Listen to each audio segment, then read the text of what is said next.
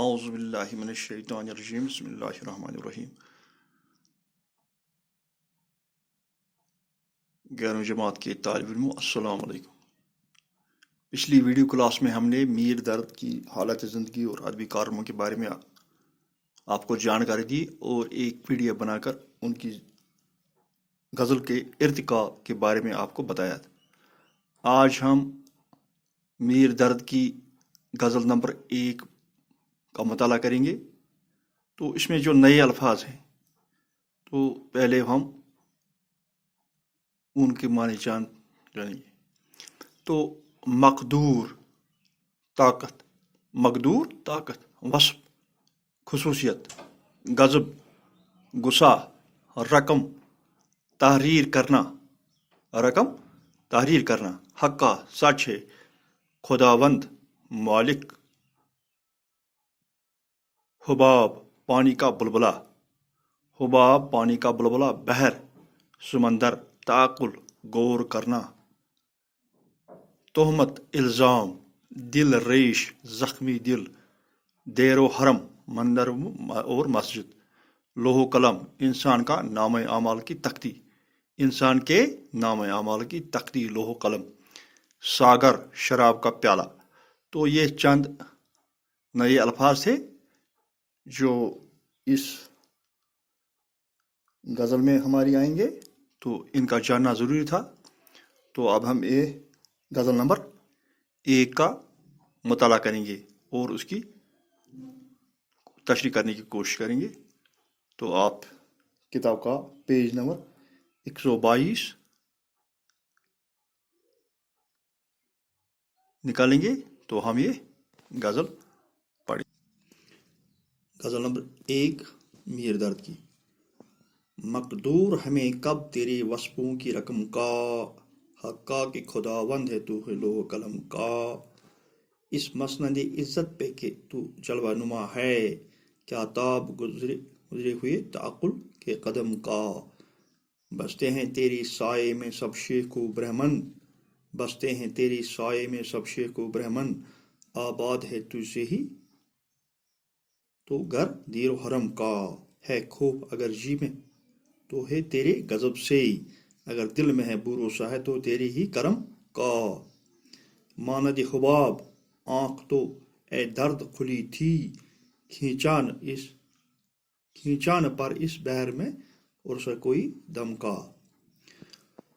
تو پہلا شعر، مقدور ہمیں کب تیرے وصفوں کی رقم کا، حقا کہ خداوند ہے تو لوح قلم کا. یہ پہلا شعر میر درد کی غزل نمبر 1 کا پہلے شعر کو غزل کی مطلع کہتے ہیں. اس شعر میں خواجہ میر درد فرماتے ہیں کہ اللہ تعالیٰ کے کلام اور اس کی خصوصیات بیان کرنا میری بس کی بات نہیں ہے. سچ تو یہ ہے کہ انسان کا مقدر اور نام اعمال کا مالک صرف اور صرف اللہ تعالیٰ ہے، اس کے سوا کسی کو غیب کا علم نہیں ہے. تو دوسرا شعر اس کا، اس مسند عزت پہ کہ تو جلوہ نما ہے، کیا تاب گزرے ہوئے تعقل کے قدم کا. تو شاعر فرماتے ہیں، میر درد اس دوسرے شعر میں فرماتے ہیں، اللہ تعالیٰ عزت و جلال کے تخت پر جلوہ افروز ہے، انسان کی عقل و سمجھ اس فہم اور ادراک اس کا احاطہ نہیں کر سکتی ہے. یعنی ہم اتنی فہم اور فراست نہیں رکھتے کہ ہم تیری عظمت اور بڑائی سمجھ سکیں. انسانی عقل کی اتنی رسائی نہیں کہ تمہارے مرتبے کا ادراک کر سکے. تو تیسرا شعر،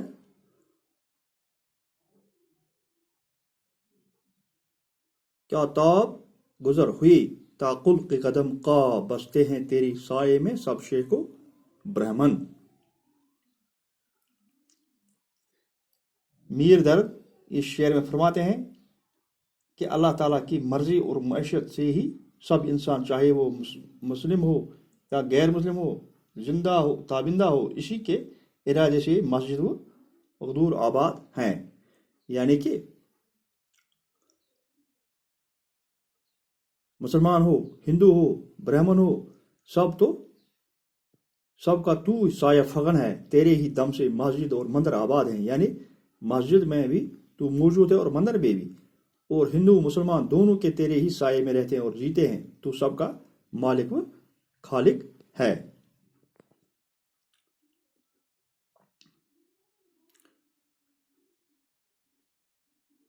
خوف اگر جی میں تو ہے تیرے غضب سے، اگر دل میں بھروسہ ہے تو تیرے ہی کرم کا۔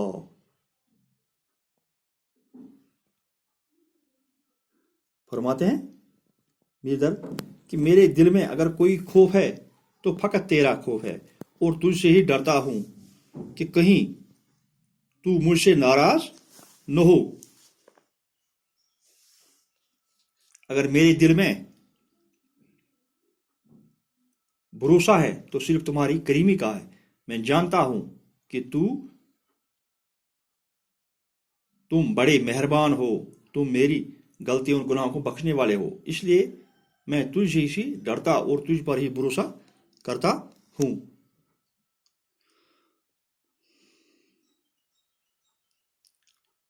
اس کا آخری شعر غزل نمبر 1 کا مکتا، ماند حباب آنکھ تو اس اے درد کھلی تھی، کھینچان پر اس بحر میں پرسا کوئی دم کا۔ تو شاعر مکتا میں زندگی کی بے ثباتی کا تذکر کرتے ہوئے فرماتے ہیں کہ ہم اس دنیا میں پانی کے بلبلے کی طرح آئے ہیں، جس طرح حباب پانی کا بلبلہ، جس طرح ایک پانی کا بلبلہ ہے تو جو ہی وہ بن جاتا ہے تو اسی وقت ختم ہو جاتا ہے۔ میں جانتا ہوں کہ تم بڑے مہربان ہو، تم میری غلطیوں اور گناہ کو بخشنے والے ہو۔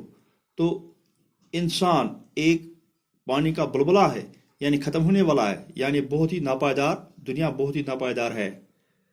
اسی طرح ہماری زندگی بھی ناپائیدار اور فانی ہے، ہم بلبلے کی طرح اس دنیا میں سمندر میں زیادہ دیر زندہ نہیں رہ سکتے ہیں۔ تو یہ غزل نمبر 1 اقدام پذیرہ۔ تو دوسری غزل نمبر 2 پڑھیں گے ہم۔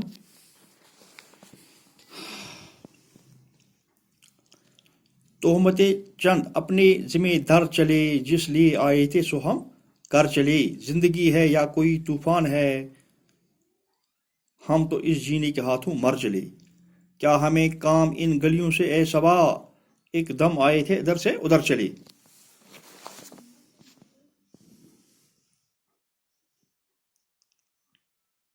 ایک میں دل ریش ہوں ویسا ہی دوست، زخم کتنوں کے سنا ہے پھر بھر چلے، شمع کی مانند ہم بھی اس بزم میں، چشم تر آئے تھے دامن تر چلے، ساقیا لگ رہا ہے چل چلاؤ، جب تلک بس چل سکے ساگر چلے، درد کچھ معلوم ہے یہ لوگ سب کس طرح آئے اور کدھر چلے۔ تو دوسری غزل میں شاعر فرماتے ہیں، میر درد فرماتے ہیں، اس دنیا میں آ کر ہم نے کئی الزام اپنے سر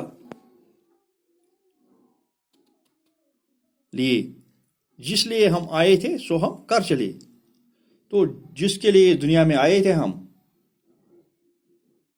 وہ کام ہم سے نہ ہو سکا، گویا دنیا میں ہم اس لیے آئے تھے کہ کچھ الزامات اور گناہ اپنے سر لگے، سو یہ کام ہم نے کیا، تو اپنے سر دی ہوئی تہمتیں لے کر یہاں سے جا رہے ہیں، یعنی کہ جو کام ہم نے کرنا تھا وہ نہیں کیا، ہم نے اپنے سر کچھ گناہ لے کر چلے گئے۔ زندگی یا کوئی طوفان ہے، ہم تو اس جینے کے ہاتھوں مر چلے۔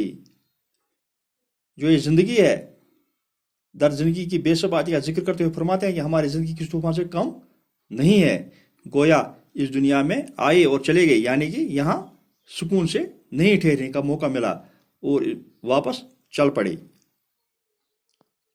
یعنی کہ زندگی میں ہم نے بہت سے مشکلات اٹھائے اور ان مشکلاتوں کی وجہ سے ہم اس دنیا میں سکون سے نہ رہ سکے، کیا ہمیں کام ان گلیوں سے اے صبا، ایک دم آئے ادھر ادھر چلی۔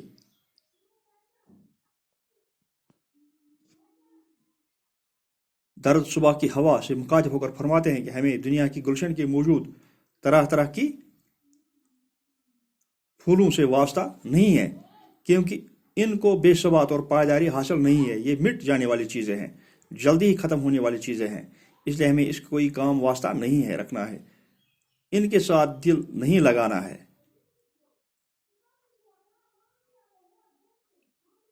جو پائیدار ہمیشہ رہنے والی دوائم رہنے والی ہو وہ صرف خدا کی ذات ہے، اسی سے تعلق رکھنا بہتر ہے، کیونکہ وہ کبھی نہیں چھوڑتا، باقی دنیا کی سب چیزیں فانی ہیں۔